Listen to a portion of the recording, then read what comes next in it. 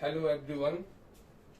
Today I discuss CRPC.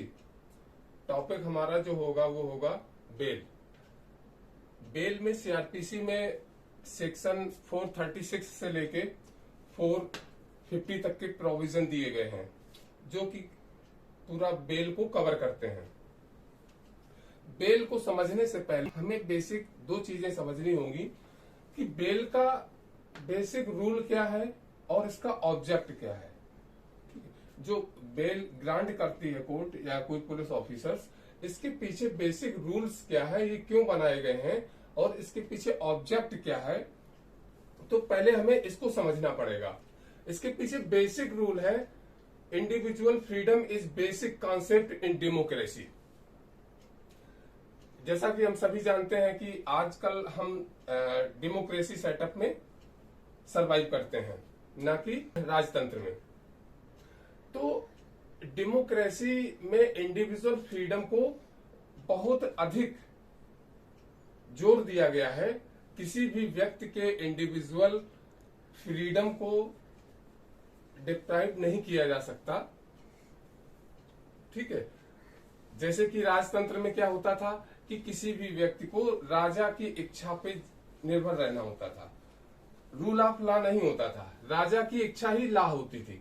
जबकि democracy setup में क्या होता है, रूल ऑफ लॉ होता है और कोई भी शासक उससे ऊपर नहीं हो सकता है। अगर किसी व्यक्ति को उसके इंडिविजुअल फ्रीडम से हमें डिप्राइव करना है तो उसके लिए हमें रूल ऑफ लॉ का फॉलो करना पड़ेगा। दूसरी चीज, जैसे कि एक इसके साथ देखिए आप, आर्टिकल हमारा 21 है। आर्टिकल 21 क्या कहता है कि no person shall be deprived from his life and personal liberty except the procedure establish by law. अर्थात किसी भी व्यक्ति को उसके प्राण एवं दैहिक स्वतंत्रता से विधि द्वारा स्थापित प्रक्रिया के सिवा वंचित नहीं किया जाएगा। तो ये एक प्रोसीजर है। ठीक है, हमारे क्रिमिनल लॉ में प्रोसीजर है कि कब किसी व्यक्ति को उसकी पर्सनल लिबर्टी से आप डिप्राइव कर सकते हैं। दूसरा है इसका ऑब्जेक्ट क्या होता है बेल का, to ensure the presence of accused at the time of trial. अर्थात बेल प्रदान करने का जो मेन ऑब्जेक्ट है वो क्या है कि एक्यूज को ट्रायल के टाइम पे कोर्ट के समक्ष हाजिर करवाना।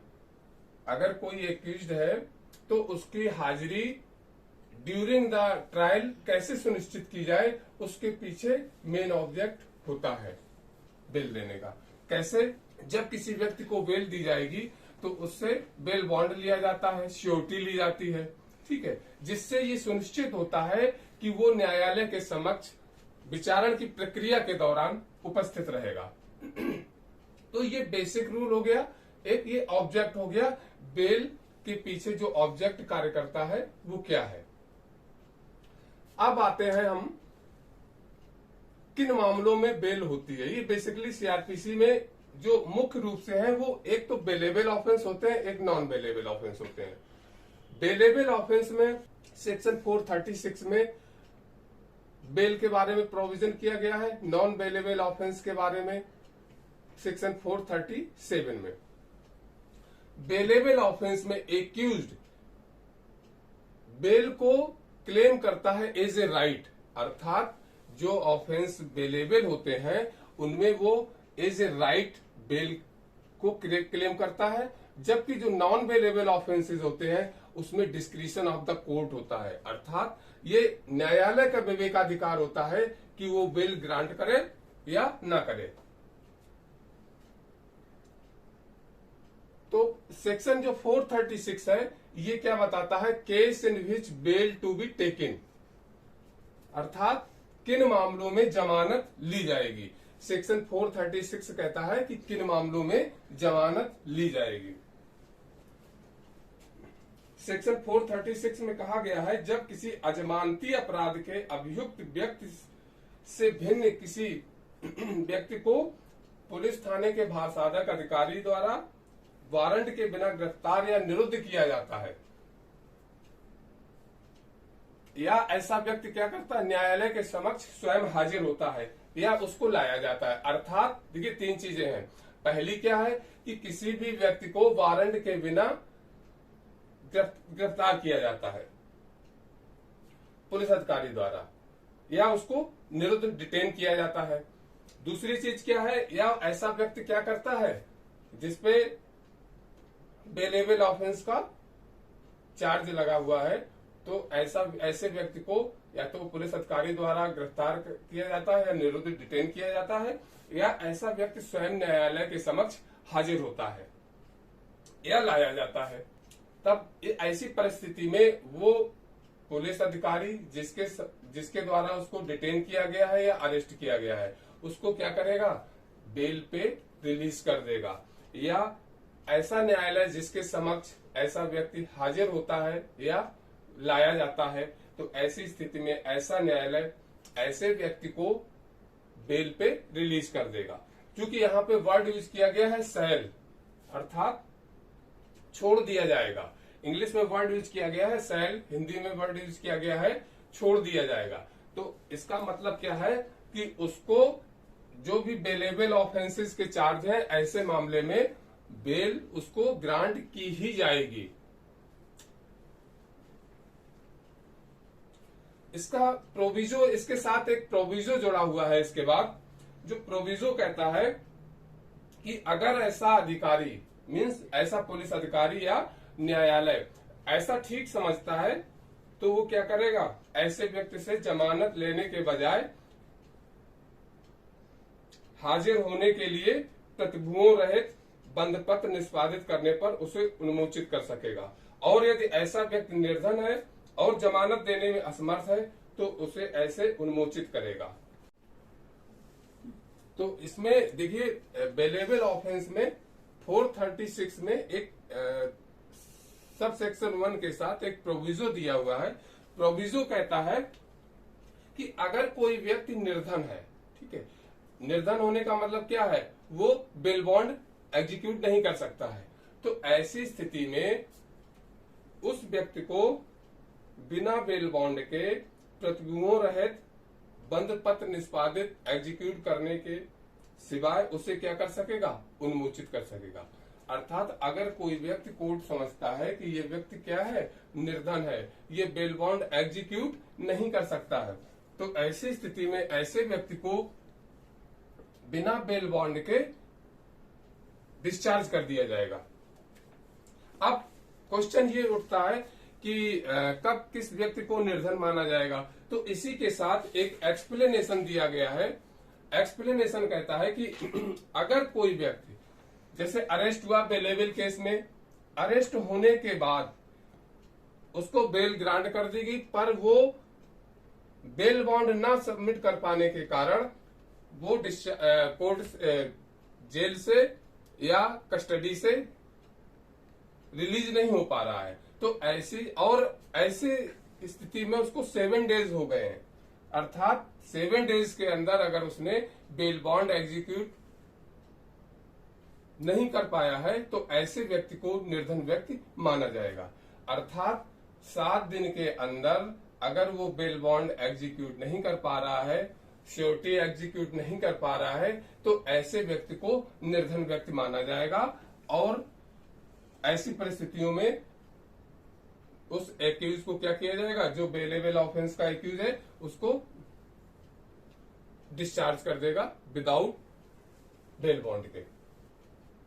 अब इसमें अगर बेलेबल ऑफेंस में बेल ग्रांट कर दी गई कोर्ट के द्वारा, तो देखिए अगर बेल की कंडीशन को क्या करता है, ब्रीच करता है, एक्यूज जो बेल में कंडीशंस लगाई गई हैं या टाइमली कोर्ट के समक्ष हाजिर होना है, ठीक है, और वो उसको ब्रीच करता है, उसको भंग करता है उन कंडीशंस को, तो ऐसी परिस्थिति में क्या किया जाएगा, उसकी बेल को कैंसिल कर दिया जाएगा।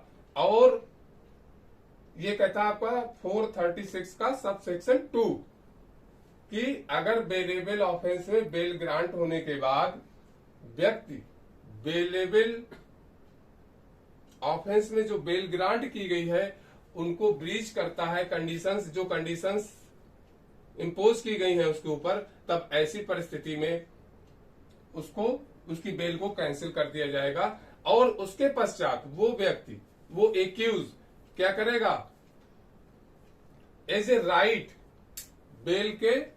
बेल को क्लेम नहीं कर सकता है। अर्थात उसके बाद कोर्ट का विवेकाधिकार होगा कि वो उसमें डिस्क्रिशन है कोर्ट का कि वो बेल ग्रांट करे या ना करे। तो ये तो आपका 436 का जो प्रोविजन दिया हुआ है।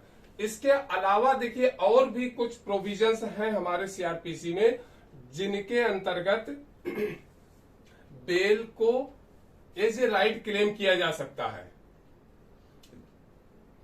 जैसे ड्यूरिंग इन्वेस्टिगेशन, जब मामला ड्यूरिंग इन्वेस्टिगेशन है, मैटर ड्यूरिंग इन्वेस्टिगेशन है, और 167 के अंतर्गत जो प्रोविजन दिए गए हैं कि 60 डेज और 90 डेज के अंदर अगर चार्जशीट फाइल नहीं की गई है, चार्जशीट कोर्ट में सबमिट नहीं की गई है, तब ऐसी परिस्थिति में क्या होगा, वो एक्यूज, ठीक है, उसके ऊपर नॉन बेलेबल ऑफेंस का चार्ज है, उसके बावजूद वो 167 के सब सेक्शन 2 के प्रोविजो के अंतर्गत अगर 60 और 90 डेज के अंदर चार्जशीट फाइल नहीं की गई है तो वो एज ए राइट बेल को क्लेम कर सकता है। एक दूसरा प्रोविजन इसी के साथ 2005 में इंक्लूड किया गया है, सेक्शन 4376A के रूप में। इसमें कहा गया है कि maximum period which A under trial prisoner can be detained, अगर किसी अंडर ट्रायल प्रिजनर को, ठीक है, कैदी के रूप में रखा गया है और जिस ऑफेंस का चार्ज है उसके ऊपर, उस ऑफेंस में जो मैक्सिमम पनिशमेंट हो सकता है उसका 50+ वो पीरियड जेल में बिता चुका है, तब ऐसी परिस्थिति में भी ऐसे व्यक्ति को बेल पे रिलीज कर दिया जाएगा। अर्थात वो सेक्शन 436A के अंतर्गत एज ए राइट बेल को क्लेम कर सकता है। मींस कि अगर कोई व्यक्ति जिसके ऊपर किसी भी ऑफेंस का चार्ज है और उस चार्ज में, उस ऑफेंस में जो मैक्सिमम पनिशमेंट होगा उसके लिए, मान लीजिए उसमें मैक्सिमम पनिशमेंट 10 ईयर है, ठीक है, और वो 5 ईयर प्लस जेल में रह चुका है, डिटेन किया जा चुका है, तब ऐसी स्थिति में उसको बेल पे रिलीज कर दिया जाएगा। तो ये हमारे जो है कुछ ऐसे प्रोविजंस थे जिनके अंतर्गत bail as a right claim किया जा सकता है।